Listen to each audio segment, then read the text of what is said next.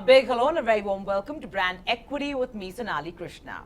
Well, over the last few months, we've seen a lot of activity and action in the advertising world for obvious reasons.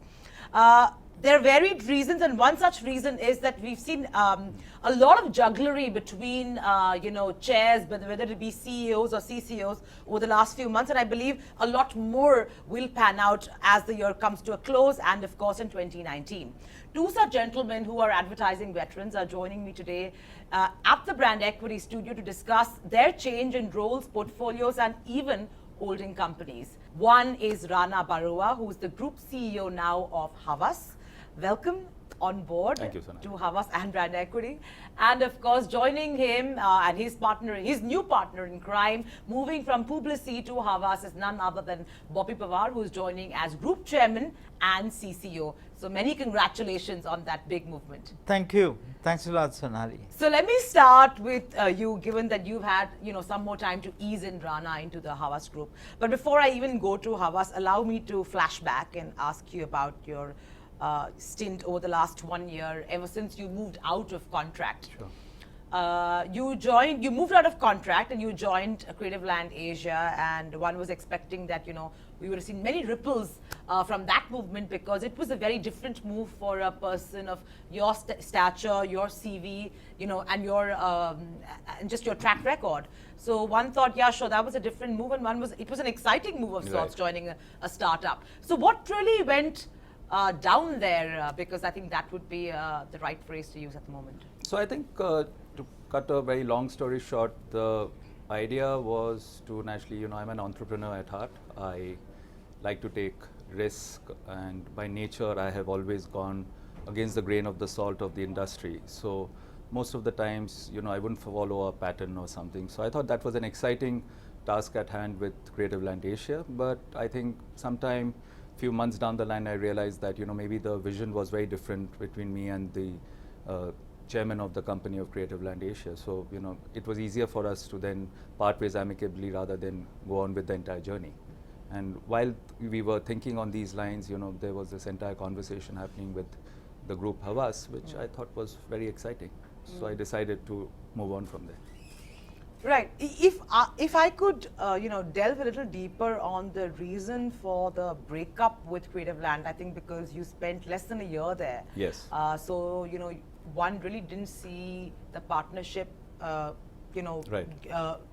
get to any significant position, because in the initial wooing period itself, I think it didn't work out. What exactly would you say would be the difference of vision? And here I'm asking you from two standpoints. One is, of course, from a purely professional standpoint, where in terms of business vision. The other I'm asking you is about the cultural differences that you and Raj Group may have had in your innings together, simply because of all that has transpired since you've quit, and you've really dodged a bullet there, I would have to say, with all that's come out of Creative Land Asia and the culture there.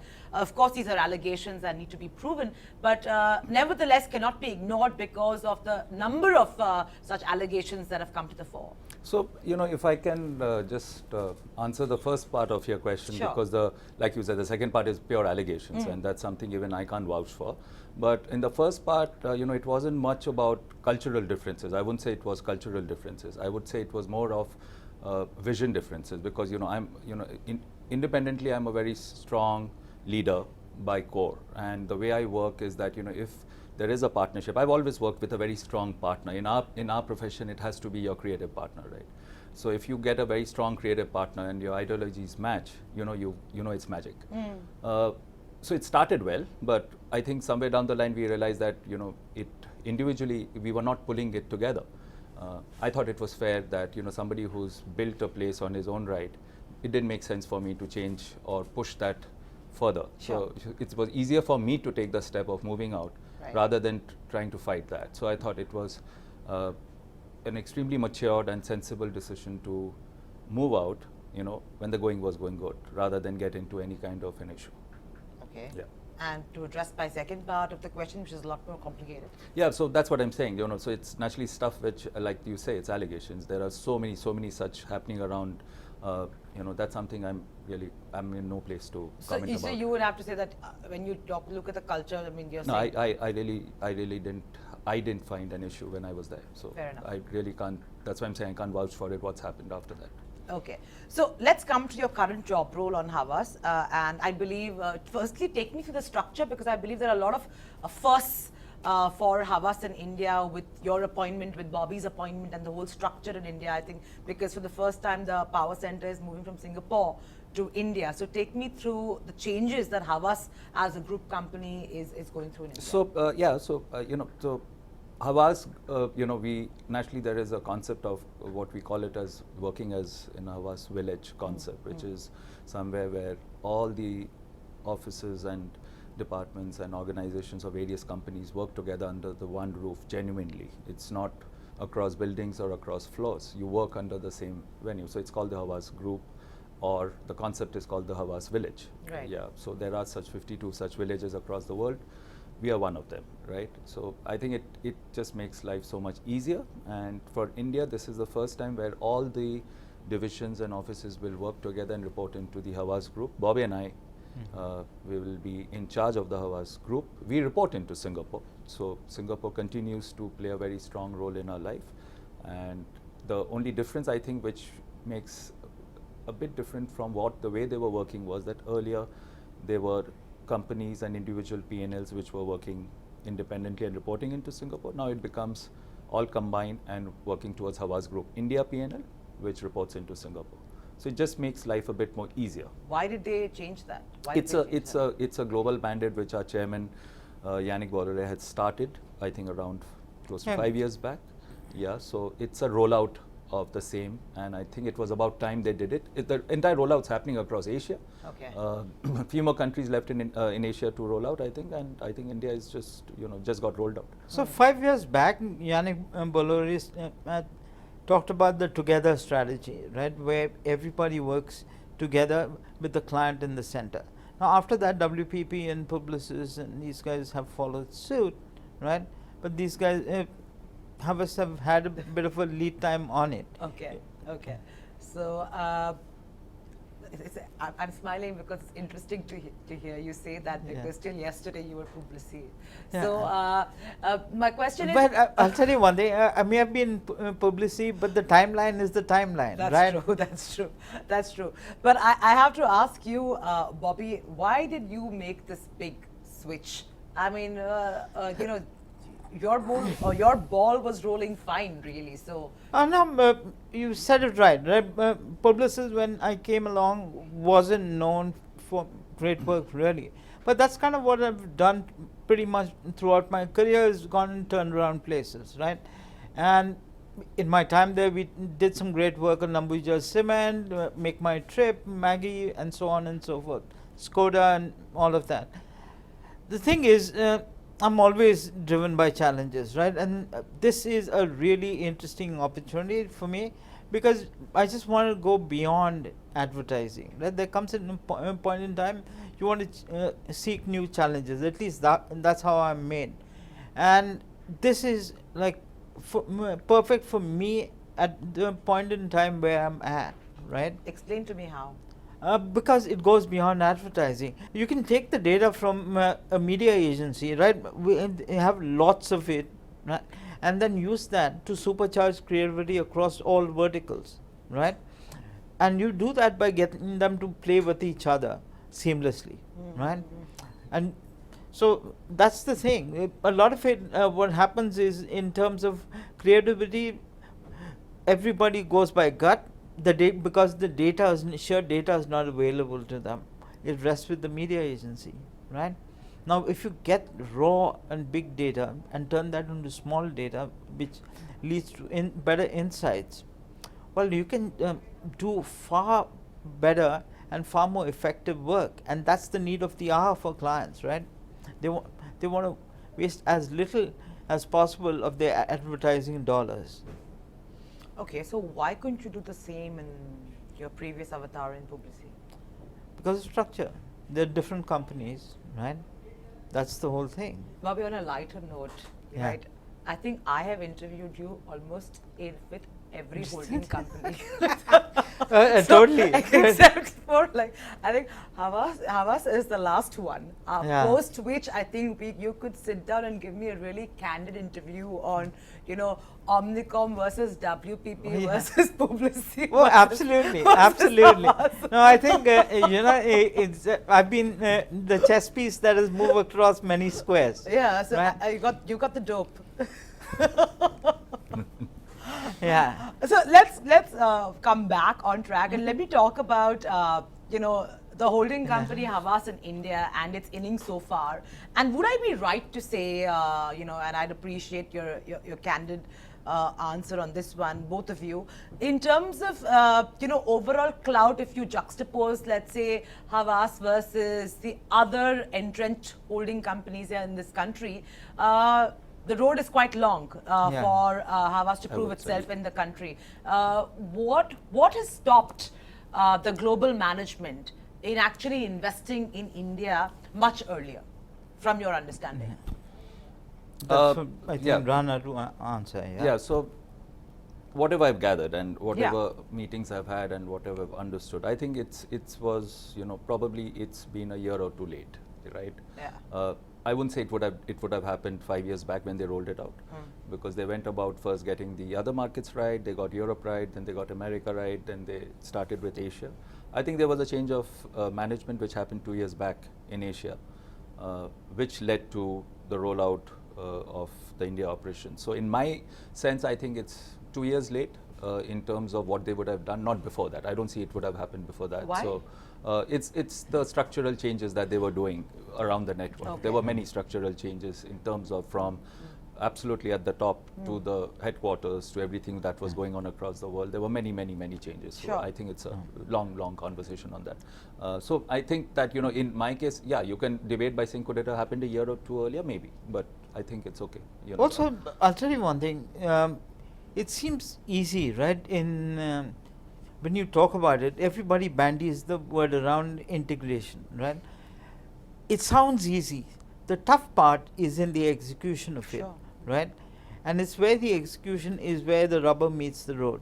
Now, you've got so many things going on. The one thing that Havas going on is the Vivendi group, right, which has Universal Music.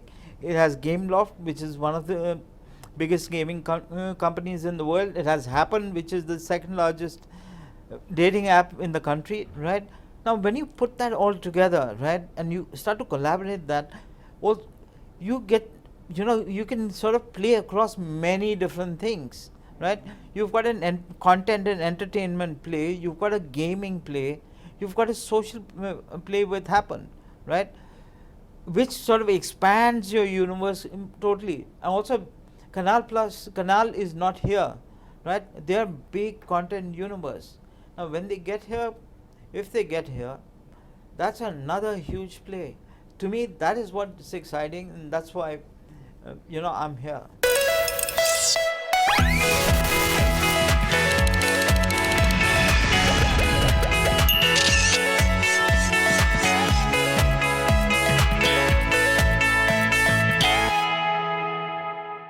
How do you see Havas, let's say, from now on, given that, okay, they seem to have got they're clear about the structure they want, they are now put the India piece in terms of the management together, so they're just starting to run. In your opinion, as people who are going to be running with this piece in India, what are the big mammoth challenges you see in this market for you to become a formidable player like the others who've been here for like eons to have an equal weighted say in the market? So, what the other players don't really matter for us, right? What matters is what we do. If we get that right, we are okay. They have the size and scale that they do, Yeah. right? As of now, we don't. Right? Yeah, of course. And the ambition is not to be WPP because they You are, can't. right? Absolutely. They're 100 years in the game, right? And we are just like maybe a decade and a half kind of thing, right? So that's never going to be the game.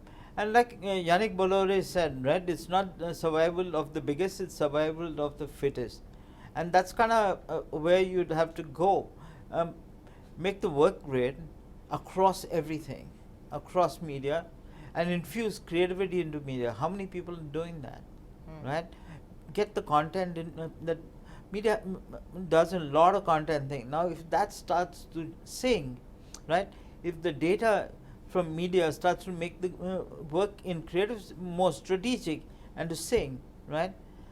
That just opens up a whole new universe. Then also the data from media accelerates what we do in digital and social. See, it just powers a whole engine. Now you take the same data and you use it for collaborations with Universal Music and Gameloft. It opens a completely different and broader universe that we can employ for clients by keeping them at the center of all of this, right? So you can satisfy a lot of brand needs, not just a couple of communication needs, right? Let me ask you the question now, even before you finish your innings with Havas. This is your 4th holding company assignment, right? What, according to you, are the big differentiation between the way holding companies operate? Are they just broadly operating in the same manner with like different keywords? See, at the end of the day, like I said, right, it comes down to the execution in every market. The philosophy might be there, and broadly, I think everybody operates right now has a similar philosophy. WPP has horizontally. WPP has horizontality. However that's pronounced. Publicis has power of one. Havas has the Havas village and better together, right? Omnicom has its own thing. So all of them have that. It's in the execution of it in each market that kind of defines how the vision goes, right? It's the cumulative thing of all of that. And now, what Havas can at least say, that's the evidence of that. There are 52 Havas villages across the world, right? That's not nothing. Right. Let me pose the same question to you, Rana. While you may not have the versatility like Bobby to have dabbled across holding companies. Just call me a philanderer, okay? But you I've been more WPP throughout. I'm more or less a WPP lifer. Yeah, exactly, right? And WPP, whatever said and done, is the most significant in the piece apart from Omnicom. It's the 2 heavyweights. Yeah. So you've been a WPP lifer, and then a brief startup which doesn't count actually, and now with Havas. So the oscillation is pretty extreme. Yeah. What would be your first headline observations in terms of way the 2 holding companies operate? Of course, you can also bring in the observations, with Martin Sorrell, without Martin Sorrell, all of that. Yeah. So I think from coming from the position that one is in, naturally one can actually analyze the situation, because you're right. If you spend a lot of time in WPP, you see only some of the best things that network offers. But if you work in a very strong operating profile, you also get to understand the lots of gaps and lots of issues, lots of challenges that you face when you're right at the top, if you're working with the environment. I think what then you pick up as one of those strands is to either complain about it or say these are some of the stuff you can actually do if you walk into a more smaller, nimble, and a quicker network. So, if the choice is between WPP and Havas, I think Havas currently, not because I have come on board, I think it is in a position where it can make quick changes, it can move faster, it can collaborate easier. There aren't too many egos at the top. It's lesser, let's say, it takes much lesser time to take decisions and approvals because it's a tighter network. It can, things are happening much quicker. In my last 1.5 months, I've seen lots of decisions happening, whether it's on acquisitions or the kind of conversations we are doing on collaborations. The time frames are much quicker, much shorter, much smarter. And if I may add to that, I think one is that. And second, what I also really admire about Havas is that if they are appointing people at the top, they are actually giving them the right to take calls and decisions, and they're responsible. So essentially, you're saying you're truly empowered. Absolutely. So, Rana, if I had to ask you, you are now the Group CEO of India. What's your vision? What do you want to make Havas? Where do you want to see it in the larger scheme So I of think things? one of the questions that you asked in between, which was about that, how do you see it against the others or something? I think one of the key decisions, key challenges or key tasks for me is naturally, it is to change the overall perception. Absolutely. So that goes without saying. Now, Yeah. how do we do it is naturally steps which will be taken over the next definitely 12 months. Now, there's no fine blueprint on it, but there will be lots of conversations on it, lots of stuff that we will roll out to ensure that our perception changes dramatically, and whether we compete with the others or we stand on our own, but we are seen as a serious, strong network which stands for a certain concept of better together or integration or whatever. But I see a lot of perception changes happening over the next 12 months. That's clearly a mandate. But just to give you one little secret away, Yeah. so that you can vouch that this will be a successful partnership, is that we've been talking about I love it. these new interviews, these new partnerships, yes. new appointments. Yeah. So we've Everybody's so excited. So we've been talking about it for a while. Yeah. Both of us have been talking for a while. There have been various, I wouldn't call groups or networks and all, so let's leave that aside. But there are people who've been talking to us to come together naturally is for it? strengths Okay. and all. So the rumors have been out for a while. We didn't know where we will land. Yeah. So you can say we've landed. Oh, okay. But you're saying, so the decision to work together had happened Has been there for a before bit. this, Much before. before this assignment came. A your long way. time. It's And- been a long time. Now, for a moment, I'm going to ask both of you who are so deeply in love and just gotten married to take off your, Havas hats Sure. Yeah. and wear your industry hats, and take a look at what you see around you. There is a lot of movement. Not just personnel movement. I think even companies, holding companies, there's a lot of internalization, understanding or non-understanding of what is to be done in this flux of a market. How do you see, and while nobody really has the answers of how it's going to unfold, what in your opinion, both your opinions, do you think we will see in the short term? Because I think medium and long term is too far away to talk about. See, the churn is going to happen, right? Why is it happening? Well, because of change, right? And either people who move can't cope with the change, or they are impatient with how their companies are dealing with the change, right? Especially that's what happens at the top, because people at the top are always seeking to move up, right? Or they want to be comfortable. Now, if you aren't changing, then you want to be in a place where they're comfortable and the company is changing, right? But if you want to change beyond the times, you're impatient with a company that doesn't change. It's that freaking simple. So I think that one of the things that what we are seeing is that people or companies have to manage their costs and manage their profitability and numbers better, because our entire business, if you see it as a model, is all about people.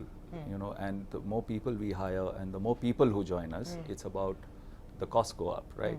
Right. So what is happening is, with the emerging expertise of various fields and divisions and what is happening. What do you mean by this? So for example, if let's say digital is the new emerging expertise, Okay. or data is the new emerging expertise, Right. or UX UI design is the new emerging expertise, or AI is the new Right. expertise. So Right. somewhere I have to build in all of this, which means I have to also start somewhere rationalizing and cutting down on my traditional formats of advertising, communication, reducing people, trying to merge operations. When I say merge operations, means merge 2 or 3 companies and make it one, which also allows me to reduce staff, reduce costs, and keep one company ahead for the client who is actually asking for, let's say, AI and digital expertise with some bit of traditional format. So all these changes and mergers and what we are seeing happening in real time is happening for the good. So I'm actually, we are actually waiting. We are just at the cusp. I think there's just many more changes that's going to happen. So when you work across, right, across many disciplines, you find there's an overlap of roles, right? And you can kind of figure that out and say consolidate it. And obviously that helps you save costs. So basically, what I think both of you are trying to say is that agencies have been very fat Absolutely. It has been. Yeah. And Undoubtedly. Let's and not even, hence let's we are- not beat around Yeah. it. Yeah. Absolutely. It has been, and now, for Yeah, example, just to make it yeah, clear. and you know, if you've got 5 companies, the then clients there are not going 5 finance guys.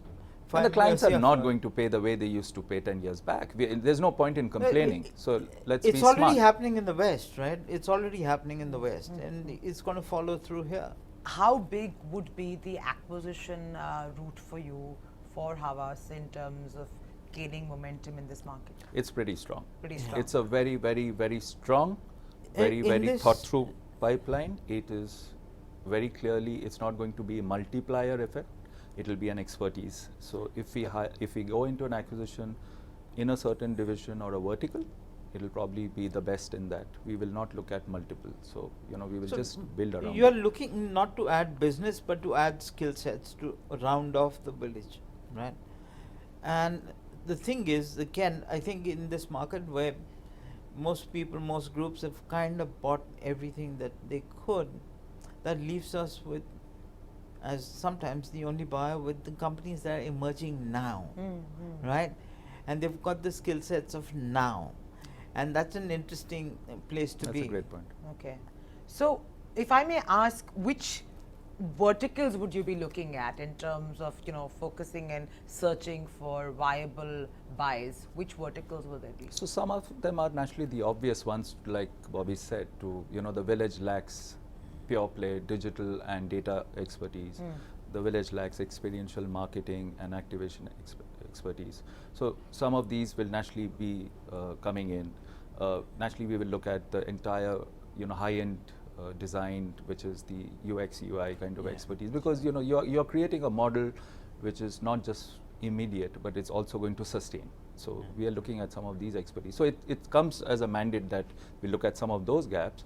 And then naturally we will also look out for, you know, if there are some expansions into other regional markets, if I can do something bigger in the south, can I do something stronger in the east? Those are naturally some of those conversations. Well, on that note, thank you so much, Bobby and Rana, and all the very best to a new partnership, new innings, new holding company, and hopefully, you know, under both your stewardship, Havas will become a formidable force in this market. And I don't know why you're laughing, Bobby. It's just how you said it, right? I always have fun when you are around. Yeah. Me too, likewise. And I sincerely mean it. All the very best, and looking Yeah. forward to more such powerful Absolutely. conversations. Thank you so much. Thank you.